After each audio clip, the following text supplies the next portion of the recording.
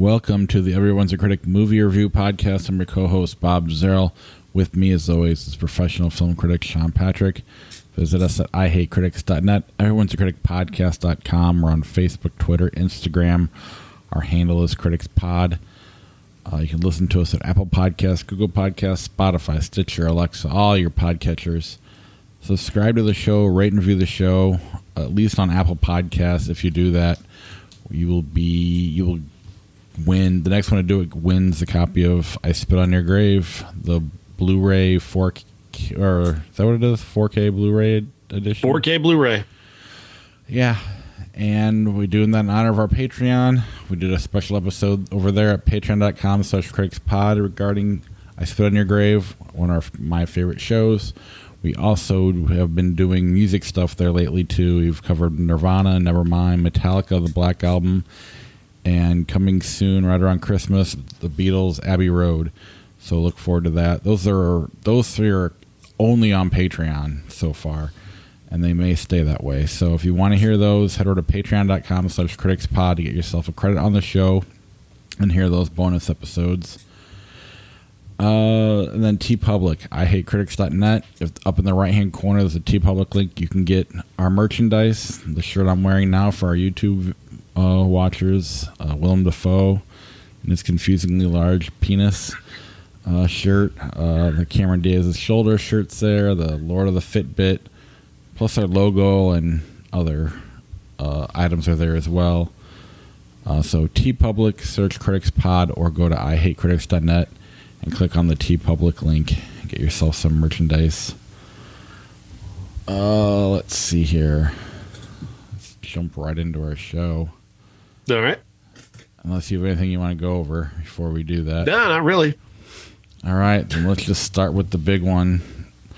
The super spreader event of the year, SpiderMan No Way Home. SpiderMan No Way Home stars Tom Holland back in the role of Spider-Man / Peter Parker, picking up from the end of what happened at the end of the last Spider-Man movie, where his identity was revealed by J. Jonah Jameson and Mysterio, and that he was blamed for Mysterio's death.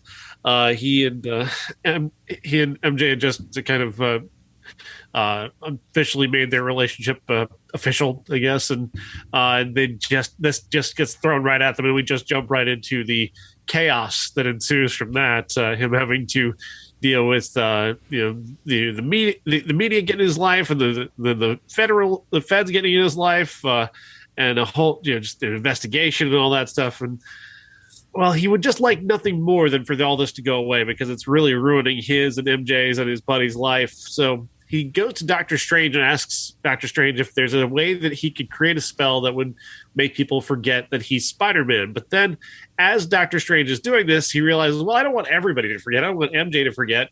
I don't want my best friend to forget.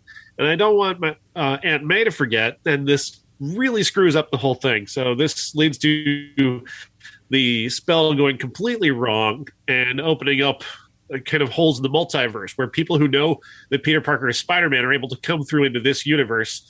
And mostly it's bad guys.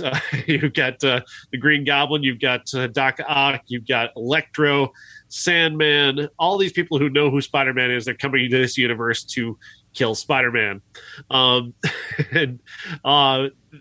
This movie is pretty awesome. They really nailed this. They really nailed what they were trying to do here. They build all these really big moments that are all, like, I really love it. I don't understand. I saw somebody complaining about this on Twitter, like people cheering at a movie. And I feel like that is weird, but at the same time, I loved it here because the cheer felt earned. It felt like something that we built to, and it was this really big explosion of emotion. It reminded me when I saw Star Wars: The Phantom Menace back in '99 at the midnight screening, the very first show. People just went crazy and started clapping when they saw the opening crawl. And I just love that sort of explosion of energy from a crowd. It just feels right. And the movements that this builds to with those big explosive cheers, I loved it. I was really into it. I didn't cheer myself, but I was not because I'm just too cool, but But I did enjoy watching it and hearing people kind of explode and cheer at this. It was a lot of fun. I really thought that the director here, John Watt, did a tremendous job of building to those moments and building off of those moments, taking those big moments and building them into something, using characters that you thought maybe might just be a cameo and building them as part of this story and making them important to telling the rest of this story and how it plays out. I was really impressed by the way they did that, and I liked a lot of the humor is there, the action is there, the character stuff is there. Tom Holland has really grown into this role of playing Spider-Man. I find him to be ever more entertaining and interesting, and he's really fleshed out the character. And I really love the ending, the way he comes to his end is it's very reminiscent of several of the comic book stories that I've heard about the way that they play out Spider-Man's life and with MJ and his family and how and so on. This is the kind of thing that happens to Spider-Man in the comic books a lot, and I like the way they did that here. I was really impressed. I like this whole thing. I hated this whole thing. And more than like last week we talked about Moulin Rouge and how I'm just not into musicals, but I could find the good things in it, and it's the same thing here. I'm just so done with this crap. It's been too much. Everything you're saying is fine and true. I don't disagree with it, but I don't know. I was just kind of, when you're introducing the multiverse, which again I just feel like I'm too cool to even be saying that phrase. So let's just go. That's the kind of feeling I have. We need to call Josh right now. Possibly. But it's like, yeah, I just felt like it was really weak. I think the direction was fine. I thought the story was a little weak getting there. They explain it all, but it has me rolling my eyes a little bit too much. It's just too simple, and even the spell, it's just like, it's funny, I guess, but come on, if you're making that kind of spell, you're really not going to be doing it like that. You know what I'm saying? You're going to have all that stuff well thought out, and it's not going to even happen.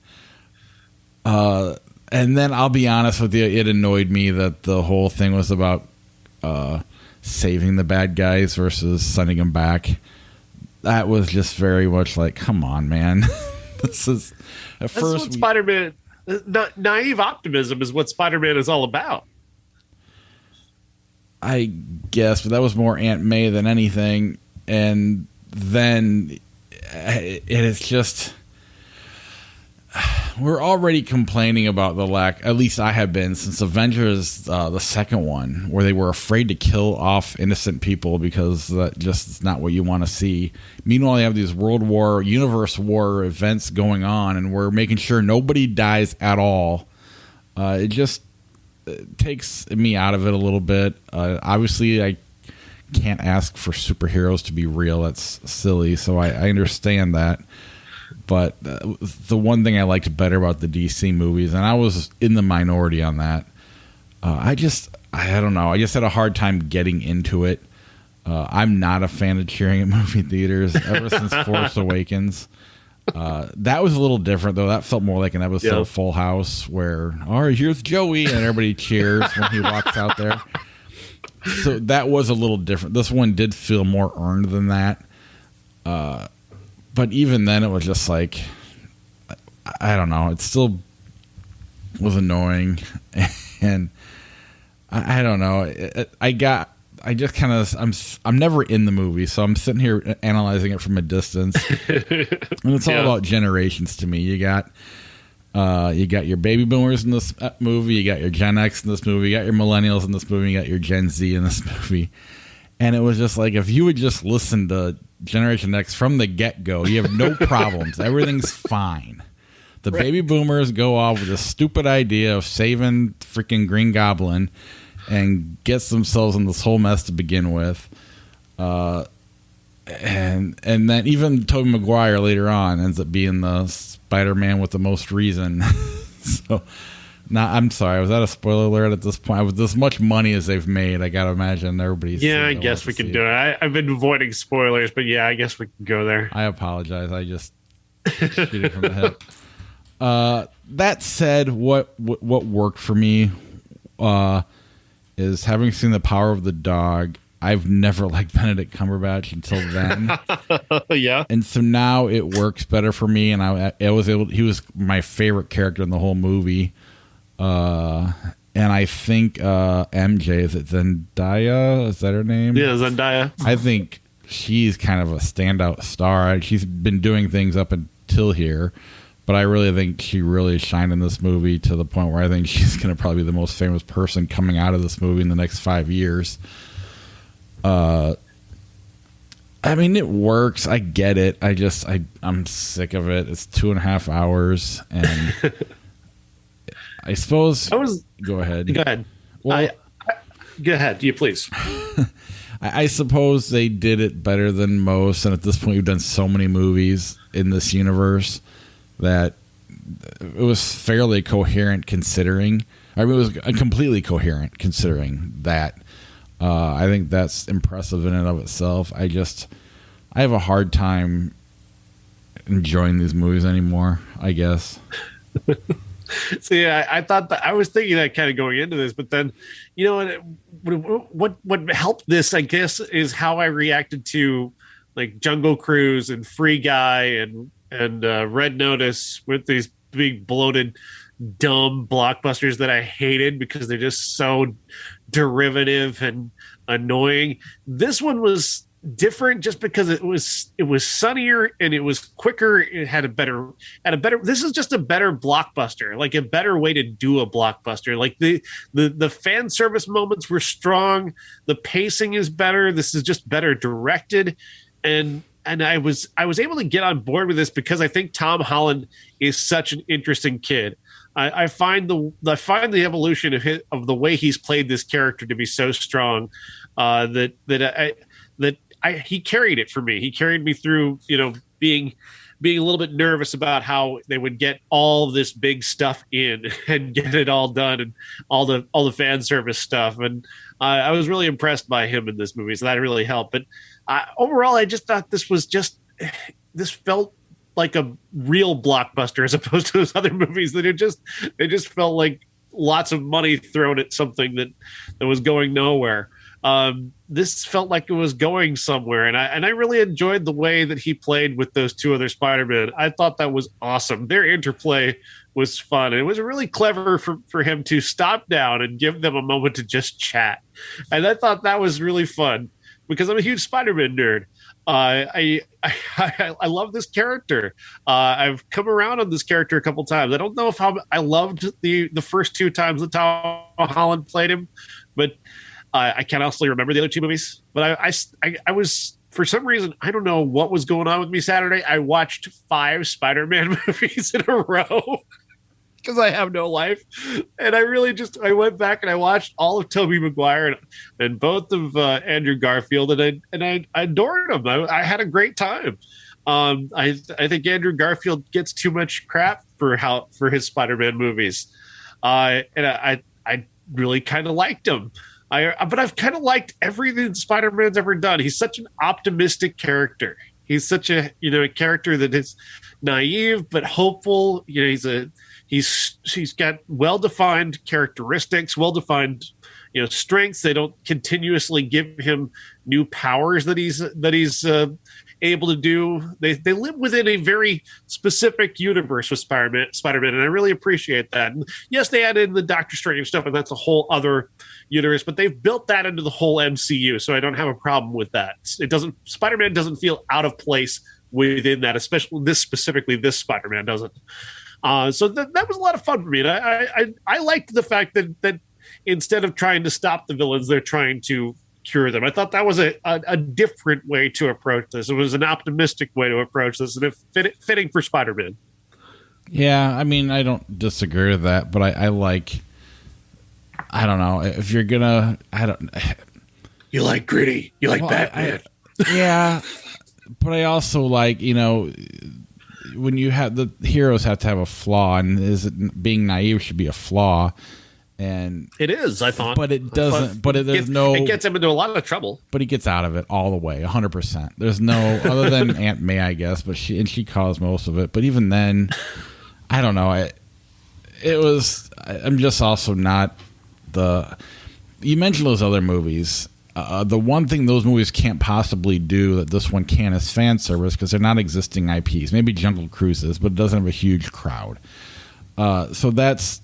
And that always, it's like the comedian that goes on stage and doesn't really have a, you know how other comedians get annoyed at the comedians that just do crowd work and don't actually have a set they work together. That's kind of what I feel like with, fan service. And that said, I haven't seen it yet, but I'll probably love everything about Ghostbusters because I'm a huge fan of it. And I'm a complete hypocrite. I'm not, I understand all that, but I just find fan service lazy.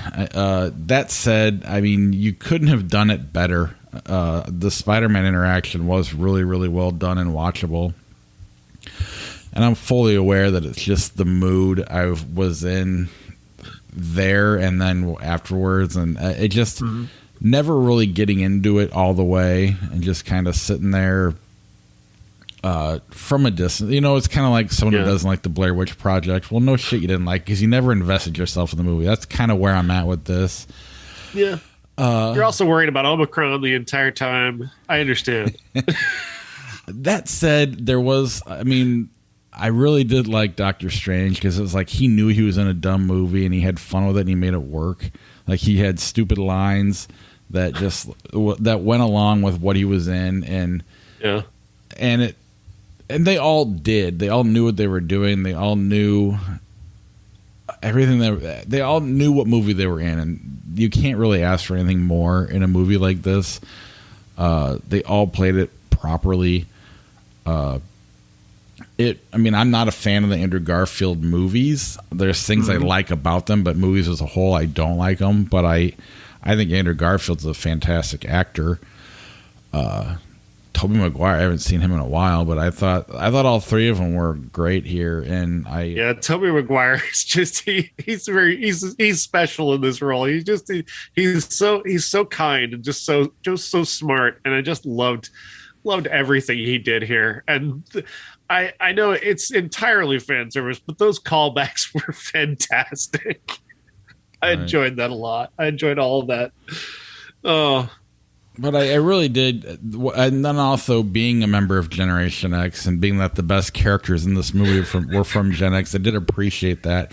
And that the characters that really fucked shit up were baby boomers. That really made it better. You have the overwokeness of Gen Z that got them in trouble too. So all of it kind of, I liked that my generation was represented well with Tobey Maguire and Benedict Cumberbatch. So I can take that away. I watched the one after credits scene. Is there two or just the one? There's two. Yeah, I left after the first one because I had a kid that had to go to the bathroom, so I couldn't stick around for. I did see the first one though. The second one was just a trailer, basically, for Doctor Strange and the Multiverse of Madness. Cool. Yeah, which looks like it'll be a lot of fun. I mean, if nothing else, I was wondering how they're going to keep going, and they found a way. It's getting more and more confusing, but they're simplifying it enough that you either go along with it or you roll your eyes and you don't let yourself get invested like I did. So, well, then we'll get to another reason why I wasn't as big a fan of this, and I'll explain it in a little bit. But before we get anything else on Spider-Man before we move on? No, I mean, I like it. I recommend it. Is it great cinema? Of course not. No, but it's a lot of fun. It's candy. It's pure candy, and it's good. It's good candy. It's high quality candy. Yes, it's not that cheap shit you get at Walmart. That's right. The Novice. The Novice stars Isabel Furman as a woman who is obsessed with being the best at everything that she does. And this obsession drives her to do things that are a danger to her and perhaps others at times. The story goes that this woman is in college and she's made it to college in a way that she had to be the best in high school. She had to be better than everybody for whatever reason. She's just driven for that. And now she's in college and she doesn't feel challenged enough. So she decides to go into rowing. And if you know anything about rowing, rowing is one of the hardest things that a human being can do. It is a sport that will break you in half. It is impossible. Most people who go into rowing because their family was in rowing and they did it from like childhood on. Like it's just something that you just don't choose to do at just randomly. But she chose to do it at random because she wanted to do the hardest thing she can possibly do at the hardest moment of her life. And so she joins the rowing team and she begins to do this physical activity that is just nearly impossible, but she's driven to be better than everybody else because that's just this weird mindset that she has. And it is fascinating to watch. Isabel Fuhrman is incredible in this role. She's so driven and so bizarre and unique and fascinating that you cannot take your eyes off of her. Like the trailer, like somebody commented here on this poster that we're looking at, Fuhrman is a force of nature. You're damn right she is. She's incredible. She is so driven, and she gets you to this place, this mindset of somebody who maybe you've seen before, who's just, they don't stop. They're so relentless and you can't understand it. Like you would like to maybe be driven in this way in some aspect of your life, but you also want to have a life. She has no other life. Doing this and becoming the best at this is the only thing for her, because she's already the best in school. She's already the best at other things. She's already, surpassed other people. And you don't even know why she's like this. Like, you don't even really know why she's driven to be this way. She just is. And that is fascinating. And that's why I really love this movie. She's such a unique, singular character.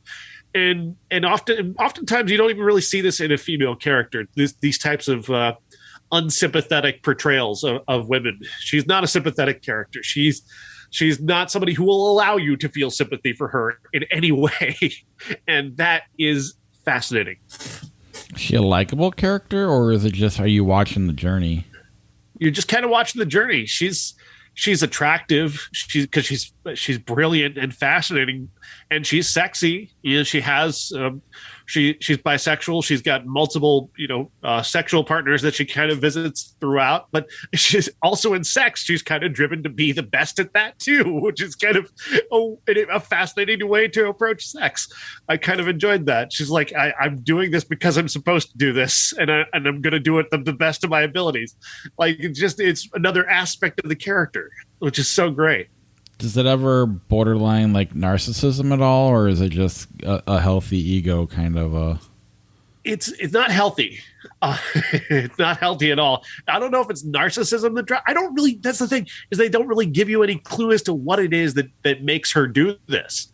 Like, she's just compulsive, just desperately compulsive, as if not being the best would stop her heart. Like, if she didn't have a purpose, she might not continue.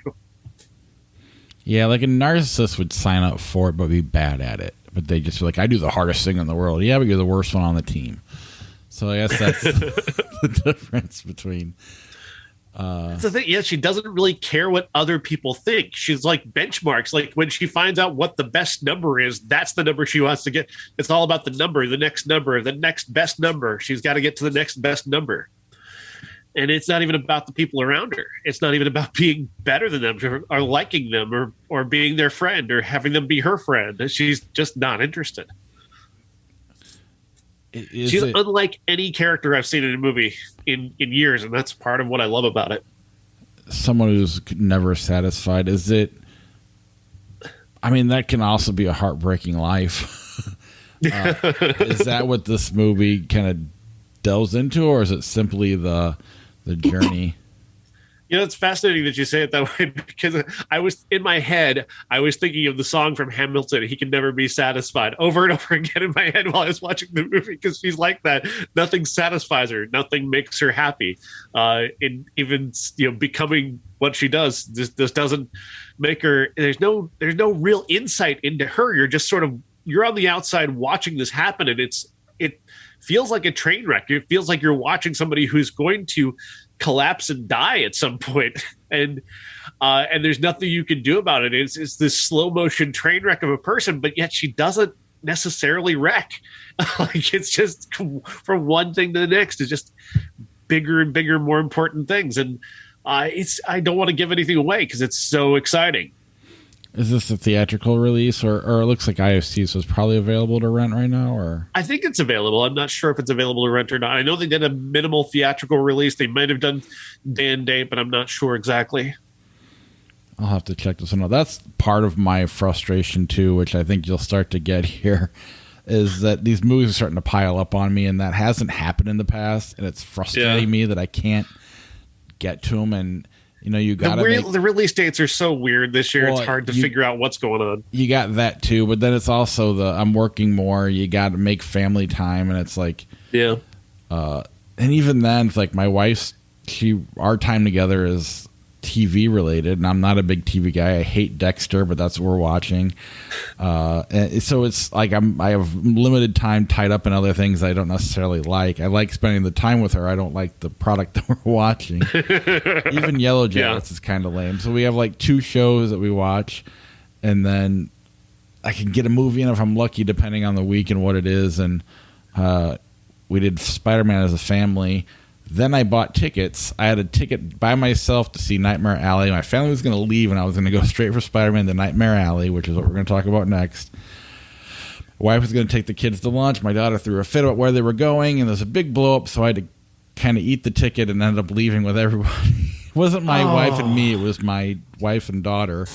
And then I had to kind of be the parent, which is what you're supposed to do. But the movie I was most excited about seeing, I did not get to see because, one, it only shows like 4 times throughout the day at weird random times. 10 o'clock at night is just not possible anymore. Yeah. And not getting to see that even hurt Spider-Man more, because it's like, this is what I need to see. If I could have cleansed my palate, or I guess satisfied my palate after Spider-Man, I think I would have been less in this annoyed mood. I don't know. I can't even explain it. It's just one of those like, I feel like I'm just running in circles at the moment. I just want to see something good to really, I don't know, satisfy me, because I haven't had satisfaction in a while movie wise, or at least it doesn't feel like it. I'm used to getting it every couple weeks, and I forgot we talked about last week, so maybe there was something good I don't remember. You realize what it sounds like you're saying. What is it? I'm totally clueless, so I'm putting myself in a corner. It kind of sounds like sex. Like, you're used to getting it a couple times a week, and you really wanted a good one this time.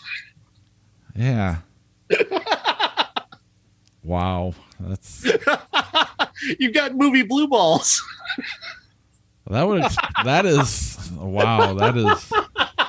is a t-shirt. That is a lot of things. Let me write that one down. You could not have said it better. That's exactly what is going on right now. But correct me if I'm wrong, this movie would have satisfied my blue balls. Absolutely it would. Jesus Christ. Absolutely it would. Nightmare Alley stars Bradley Cooper as a mysterious man named Stanton who we see him do something, then he goes on a bus and he gets off at this place where there happens to be this carnival sideshow going on. He sneaks into the show, gets caught sneaking into the show by Willem Dafoe. He ends up taking a job working at this circus sideshow thing with all these various different performances, some freaks, a geek show that is run by Willem Dafoe. A geek show is where a guy bites the heads off of chickens, and Willem Dafoe kind of introduces him to this whole world of what he does, where he just kind of goes into an alley and finds a drunk and keeps him from food for a while, and then puts him in a cage and says, "Hey, I'll here's a chicken. That's what you get to eat tonight." That's how geeks are born. Terrifying, horrifying. He eventually falls in with Toni Collette, who's a sort of a mind reader. Her and her husband, played by David Strathairn, have this bit where they work the crowd, they figure out who people are, and then they predict their future.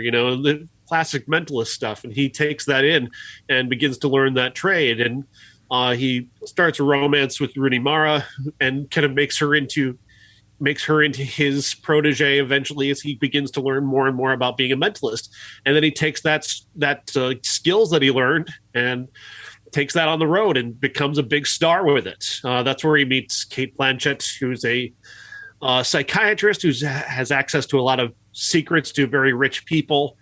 And there's this thing at play where Toni Collette is given him a very specific warning about what not to do as a mentalist.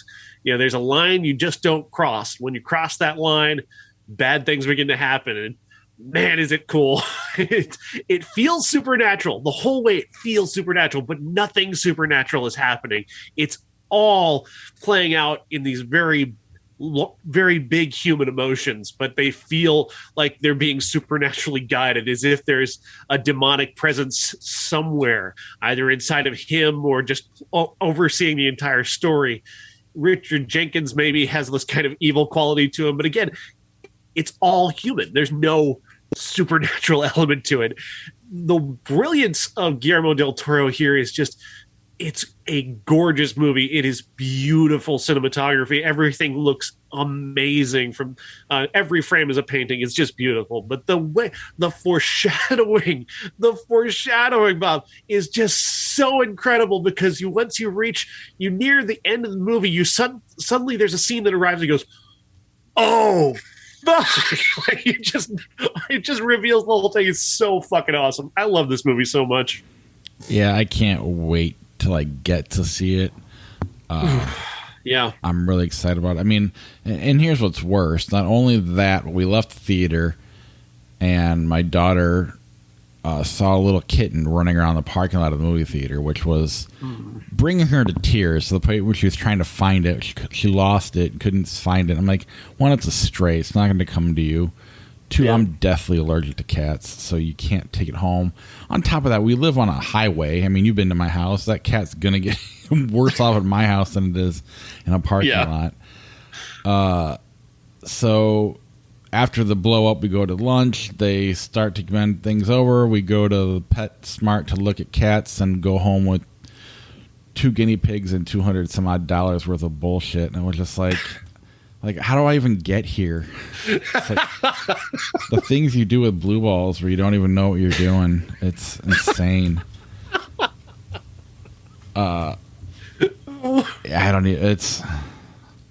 And then, I mean, totally another off-topic story. I hope you enjoy this, listeners.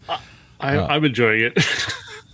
My son, I showed my son Cats in the Cradle because I'm gone all the time working, and rather than taking it for what it meant, he goes, well, what's the big deal? He's just working so he can provide for his family.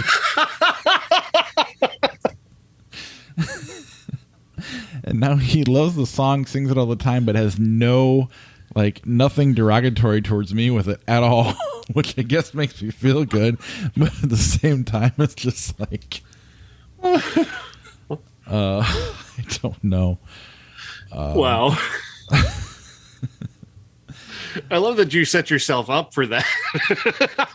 Well, I mean, how do you not feel guilty? And that's part of why I didn't go to the movie, even as much as I want to. This is a huge sacrifice for me, on an individual level, which is something I've been struggling with over the last year. Then you throw in COVID and the lack of the way movies are released, just make it really complicated. And then sometimes it affects your mood, and you don't like a friendly SpiderMan movie, which for no reason at all, then you analyze it to death. And you go through a generational war in your head rather than watch the movie. But I can't wait to see Nightmare Alley. Yeah, go see it this week. Go see it anytime. It's awesome. Yeah. And then I didn't watch this one either, and this looks fantastic. Swan Song. Swan Song stars Mahershala Ali as a man with cancer who is dying. This is set in a future, set in the near future, with some very realistic technology that basically would allow him to be completely cloned and all of his memories, everything, him to be fully replaced. He dies from cancer, and this clone goes on and carries on with his wife and his son, and they don't even know he's gone. And this, of course, is all about existential dread and about a man wanting to make sure that his family is able to be happy after he's gone, even though he technically kind of won't be gone. Wonderful questions and an incredible performance by Mahershala Ali. We talk often about actors playing two roles. Here he's playing two characters, but they're the same guy, and he's got to find a little bit of a rhythm for each of them that is just ever so slightly different, so you can follow. Like they do well to differentiate them in terms of their clothing, but he does something to where he gives you just a little bit of difference between the two of them. And it's really wonderful to watch. He's such a great actor. He makes smart choices. And you wouldn't think this plot would be mostly just like one of those "what would you do" plots. Those that were popular they're still popular today, but they're really popular like in the 80s and 90s. Like they set up a scenario where the whole movie hinges on, well, would you make the same choice that the main character made? And I think he transcends that. He transcends the question. The question is essentially a gimmick. He transcends that by investing the character with so much heart and soul and so many interesting existential questions that it becomes more about him than it does about the gimmick. And that's what I really, really loved about this movie, is just how he does that, how he's just so smart. And there's a wonderful bit of casting with Awkwafina as a character who is another person who is dying, who has replaced herself with, she was one of the first people to replace herself with a clone. And he goes to see her clone and meets her and sees her living her life with her daughter. And the daughter seems to not know that this person has replaced her mother. And then he's having these lovely moments with Awkwafina, who is not known as a dramatic actress, but who she's such an unexpected presence, and her and him are such an unexpected duo that they don't have any romantic chemistry or anything. Just a fun friendship that allows them to have a sounding board for each other about this very strange situation. Then, of course, you add in Glenn Close, who is just so smart as an actress, and just so she brings that Glenn Close energy to the doctor character. She's got a lot of big questions to answer as well, and she's trying to manage his emotions while he's dealing with this very big thing that he's doing, and that's a lot. And the whole thing is just so smartly cast and so smartly put together. This is a director that I'm definitely going to be looking forward to seeing again, because he took something that could have been very small and allowed it to develop its own sort of bigness. Well, on top of that, it sounds like something he could have fucked up really easily. Yeah, absolutely. And that's really impressive. I haven't seen it, but it's available on Apple right now. Ali is one of the best actors working right now. He's been knocking out of the park right and left. And even Awkwafina has kind of surprisingly had some pretty impressive roles over the last few years. Very true. I'm looking forward to seeing this one. This one just kind of slipped by me. But it's again, they're piling up. There's like 5 or 6, 7 movies that I need to get to watch for the end of the year. I don't need to, but I'd like to for my top 10. Yeah. Does this or Nightmare Alley fall in your top 10 at all? Nightmare Alley does. This one will be kind of outside the like a honorable mention sort of thing. Yeah, that's cool though. Yeah. I did, however, make time for our classic Knights of Cabiria. Knights of Cabiria is directed by Federico Fellini and stars Giulietta Messina as a sex worker in 1957 in Rome. The story is just sort of this episodic tour through her life. She nearly dies in the first scene of the movie, where her seeming boyfriend Giorgio steals her purse and all her money and pushes her into a river, and she's narrowly revived and saved, and she just kind of goes back to her life and goes back out on the streets and starts just living her life again. And then we kind of follow through these various little episodes of her life, all of them building to this moment where she goes to this magic show, and she's given this she's seemingly hypnotized into having this romantic moment with this character that doesn't exist named Oscar, who she has this brief lovely moment with, and then she realizes that, of course, she wakes up on stage and everybody's laughing at her because they all know she's a sex worker. she then is met at the end of this by a guy who claims to be named Oscar, and he says that he says it's a weird coincidence, but I feel this very weird connection to you, and they begin a sort of a romance that takes place. He seems bumbling and sweet, but there's a dark sensibility that is flowing throughout this movie that is very, very real and very honest about her life and who she is, and she seems to be she's at the whim of fate, and fate doesn't seem to care for her very much. It keeps kind of doing little things to her to kind of to fuck with her. And what I love about what Fellini does here is that this is not a movie that feels like a thriller. It's not a movie that feels like a suspense film. But when you reach the end of this movie, suddenly the foreshadowing of what's happened before in the movie begins to come to the fore. There's a moment where she's selling all of her things and she's going to go run off and marry Oscar. And she has a line where she just says something about how she's given up all of this stuff. She's got all of her money in this bag. And you're like, suddenly everything that's come before, like what happened with her and Giorgio, or what happened, that nice, actor that she met who was very kind to her, but also left her locked in a bathroom for a night. All these little things that happened to her, suddenly it becomes the suspenseful thing where it's like, wait a minute, is Oscar for real? And then she arrives and you see Oscar, he's got sunglasses on and he's acting very fidgety, like, oh no, what's going to happen here? He leads her into a forest and up a mountain.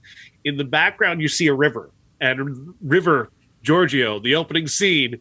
You also have their caves around, and you're like, oh my God, the caves. She met a woman who lived in a cave who she used to know, who was being helped by that very nice man who was delivering things. It's like all of that stuff builds up to create suspense in this moment to where you're wondering, is she about to be murdered? Like, is Oscar going to throw her off of this mountain into the river? And I was blown away by how just masterfully he weaves in all of this foreshadowing in these incidents that don't feel connected, but then they are in the end connected. All of it leading up to this really lovely, sad, poignant ending. That is just absolutely perfect. This movie is so wonderful, and it's been fully restored by Rialto Pictures, and it's getting a theatrical release, and it'll probably be coming around on a brand new 4K Blu-ray DVD soon enough. And I loved this. This is the first time I've gotten to see this one, and I was really excited, and it paid off. I adore this movie. I had a fun little neat experience with it. Not enough to satisfy the blue balls. Like, that's almost a separate. I feel like I need a new movie to take care of that. But this one was one where we talked about that movie with Sandra Bullock last week, where it was just a series of bad luck to the point where you were exhausted by it. And a lot of it was Hollywood tricks too, to get you to feel for or whatever. And part of me was like, this is the same thing. And I was getting annoyed. I'm like, just because it has the name Fellini on it, that's why we're going to call it great. And as I'm trying to put my argument together, while I'm still watching the movie, and as things start to play out, it starts to dawn on me that, well, this is just a series of bad decisions. It's all about the human experience and the way humans react. And just no matter how many times they know, when they know the right decision, they still make the wrong one. And then I started to fall in love with the movie while making an argument to go against it while watching it. I mean, this is a fantastic movie. And I love that about it. The whole, it's not a movie where you can sit there and go, I would never do that. It's just like you buy into why she does everything she does. She's very instinctive and very shoot from the hip type of person. And,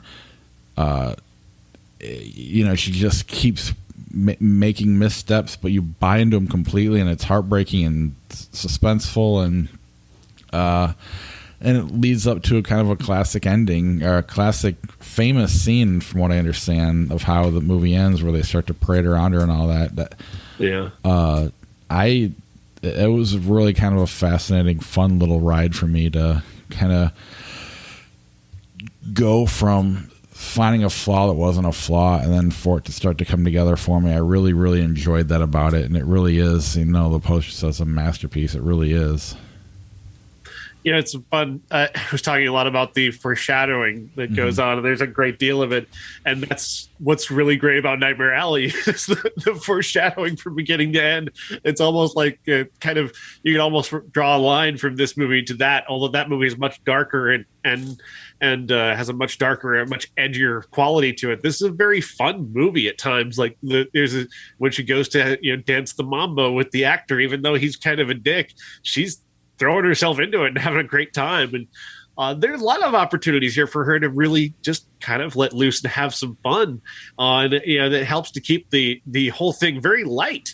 Even as the darkness is on the edges. Like, what is this woman going to do? How is she going to live? How is she going to maintain a life? What is going to happen to her in the future? You don't know. And even by the end, you don't really know what her future holds. But she's indomitable at the same time. And that final moment, you're like, maybe she's going to be okay.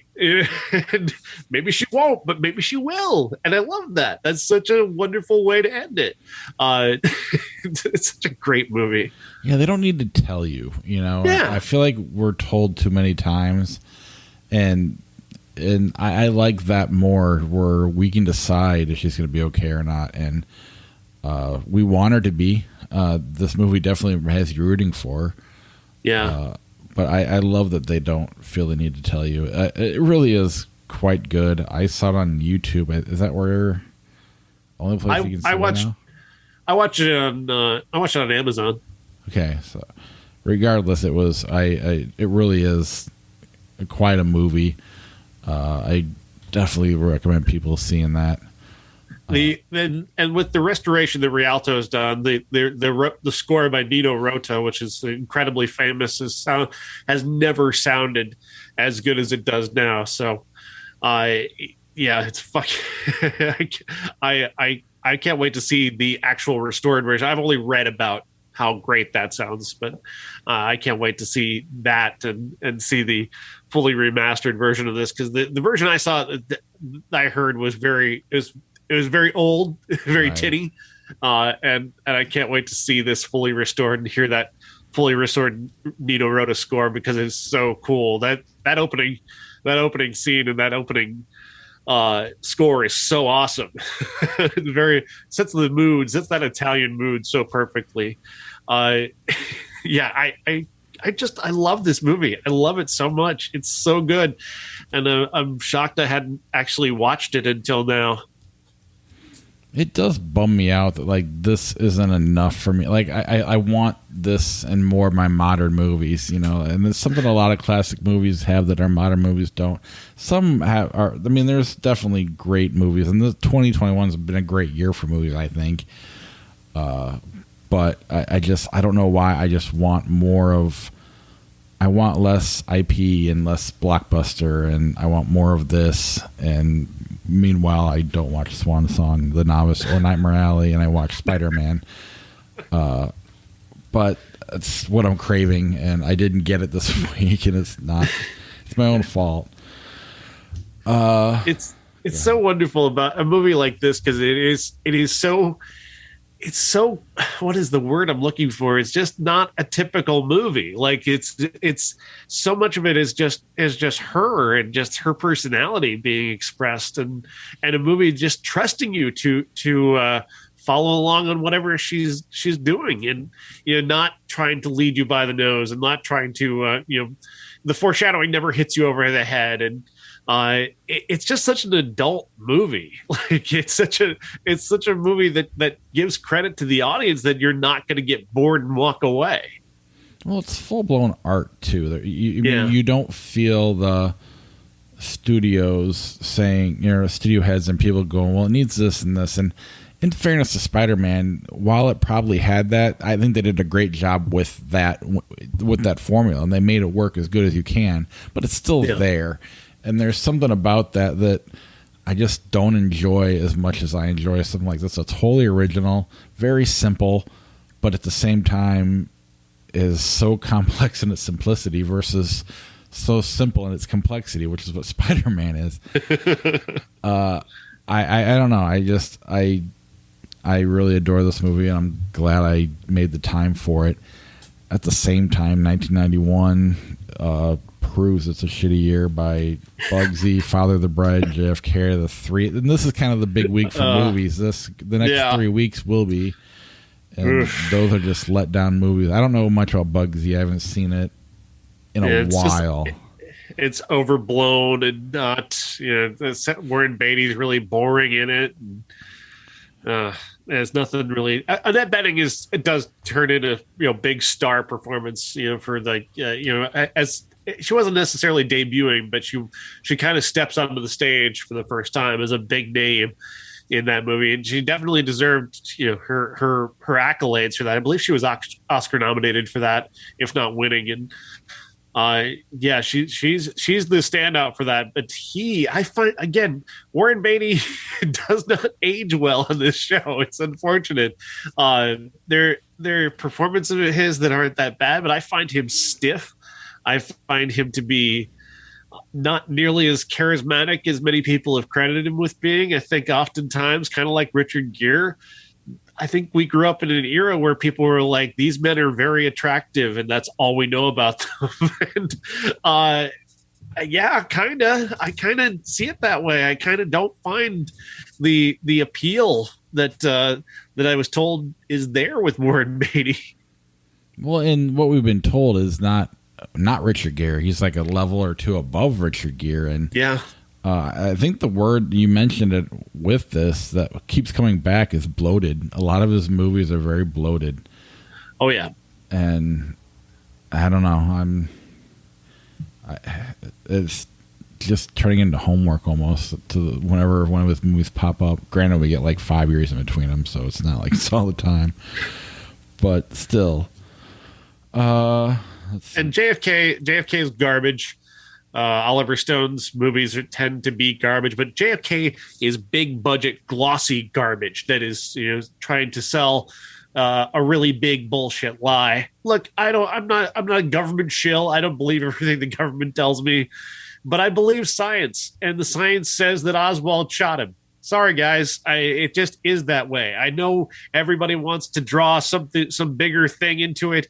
The science indicates this guy shot the president. Sorry. I don't know why people just can't look at the very basic science of this. There was no magic bullet. There was no conspiracy. This guy did it. It's sorry. If it wasn't a true story, would it be entertaining? To you? Yeah. Yeah, with most of his movies, with the exception of a few, they're just another good word is bloated. He could use a good editor in a lot of his movies. Way too indulged by studios, just thinking he's going to make some sort of Oscar-winning genius. And I guess maybe he did a couple times. I don't know. I think oftentimes, like the concept that I keep coming back to, especially when it comes to around the award season, is people doing the most of something. Like Oliver Stone makes the most movie, like not the best movie, but he makes the most movie. And it's like, when it comes to like the best acting performance of the year, oftentimes it's somebody who does the most acting, not the best acting, just the most acting. And we see that play out year after year. Denzel Washington does the most acting in Fences,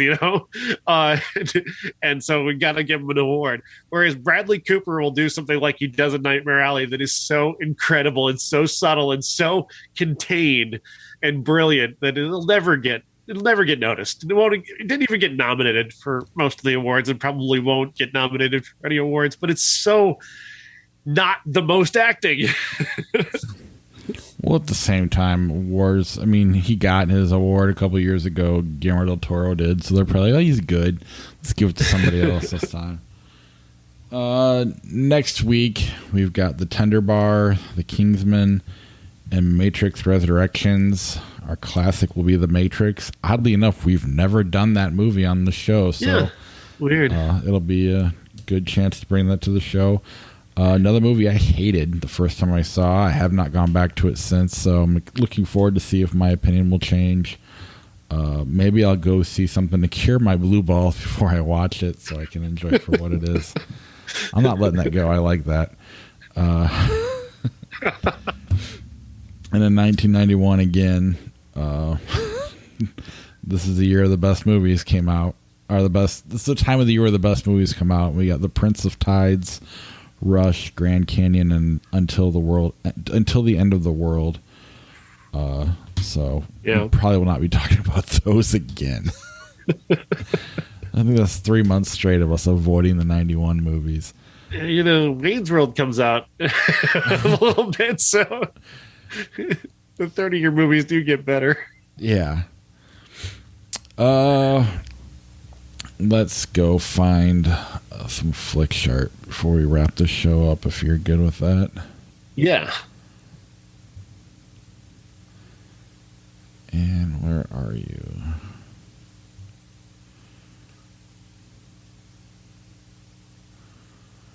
Days of Thunder Network. Yes. Freaky Friday, The Man in the Iron Mask. Freaky Friday. I agree, actually. I don't hate that movie. It's a better movie. Corpse Bride Jr. Corpse Bride. Yes. Nobody's Fool, Big. Have you seen Nobody's Fool? Yeah, it's all right. I was wondering what your thoughts were on it. I watched it a long time ago, but I don't really remember it. Obviously, I love Big, so I'm going with that. The Nutty Professor, 1963. Bridge to Terabithia. I couldn't care less. Neither could I. From Russia with Love. I don't know what that is. That other one is. From Russia with Love, Solo, a Star Wars movie. Solo. I don't really Solo care. sucks, and I still like it more than James Bond. I'll take Star Wars over James Bond. What the hell did I just do? Fuck all of this. Mission Impossible, Rogue Nation, Father of the Bride. Mission Impossible. A Bug's Life, The Last Samurai.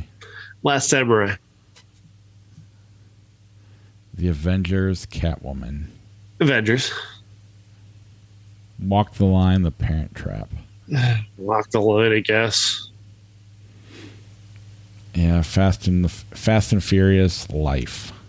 Fast and Furious. I don't care, whatever. Doom, Lock, Stock, and Two Smoking Barrels. Lock, Stock. Yeah, agreed. Ghost Ship, Sucker Punch. Sucker Punch. It's just more memorable, I guess. They're both bad. Agreed. Amadeus, Castaway. Amadeus. That was an easy one. Rambo, First Blood, Part 2, The Help. That's not fair.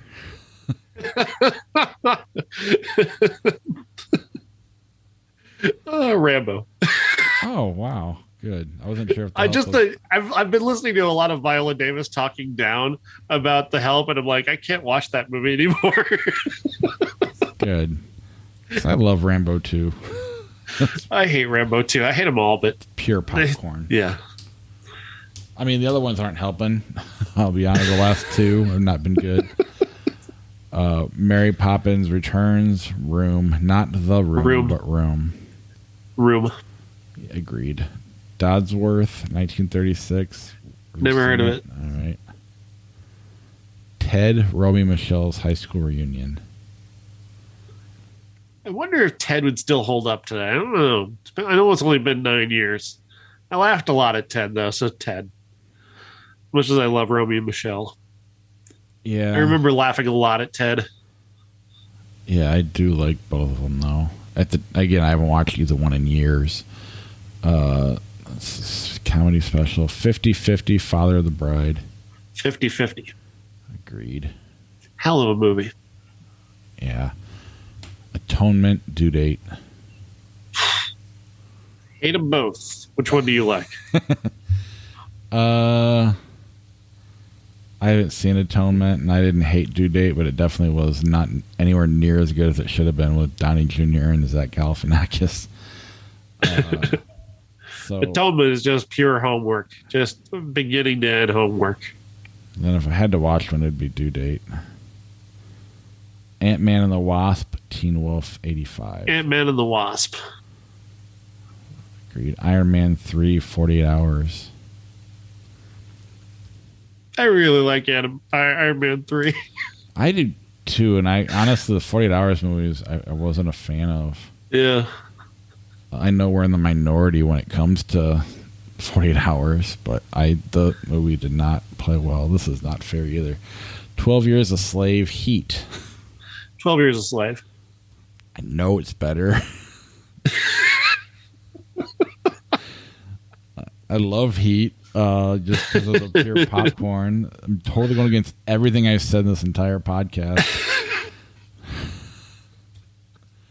You're choosing fan service over it. Really? Right.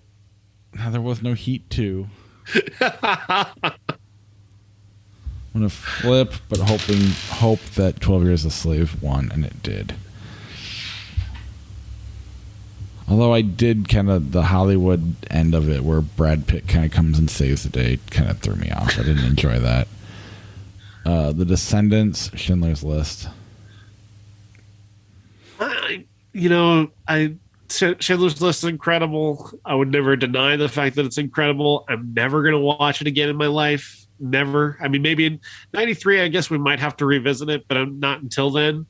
Because I'm never going to casually watch it. Whereas I would casually watch The Descendants any day because it's really fun.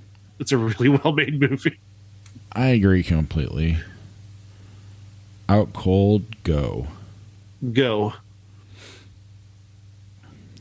Mercury 13. Never heard of it.